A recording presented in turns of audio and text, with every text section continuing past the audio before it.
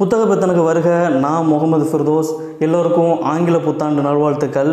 இந்த ஆங்கில புத்தாண்டு அதுவுமா கல்வி தொடர்பான ஒரு தகவலை மட்டும் நான் தெரியப்படுத்துகிறேன். நான் ஒரு வருஷத்துக்கு முன்னாடி ஒரு காணொளி போட்டேன் எங்கள் ஊர் நூலகத்தை பற்றி.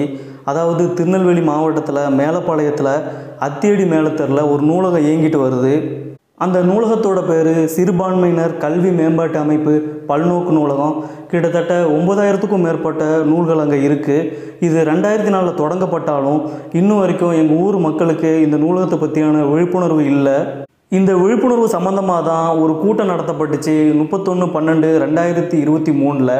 அதில் பேசப்பட்ட விஷயங்கள் என்னென்னு பார்த்திங்கன்னா, மாணவர்கள்ட்டையும் ஊர் மக்கள்கிட்டையும் இந்த நூலகத்தை பற்றி பேசி நூலகத்தில் உள்ள உறுப்பினர் சேர்க்கையை அதிகப்படுத்துறது, டிஎன்பிஎஸ்சி போன்ற அரசு துறைகளுக்கான வேலைக்கும் தனியார் துறைகளுக்கான வேலைக்கும் உள்ள வகுப்புகளை நடத்துறது, 10-12 முடித்த மாணவர்கள் அடுத்து என்ன படிக்கலாம் போன்ற வகுப்புகளை நடத்துறது, நாவல் சிறுகதைகள் போன்ற இலக்கியம் சம்பந்தமான வாசகர் வட்டத்தை கொண்டு வர்றது, இந்த நூலகத்தில் உள்ள உறுப்பினர்கள்ட்ட ஒரு சில யோசனைகள் கேட்டு புதிய புதிய புத்தகத்தை இந்த நூலகத்துக்கு அறிமுகப்படுத்துறது, மேலப்பாளையத்தை சுற்றி உள்ள பள்ளி மாணவர்களுக்கு இந்த நூலகத்தை சுற்றி காட்டுறது.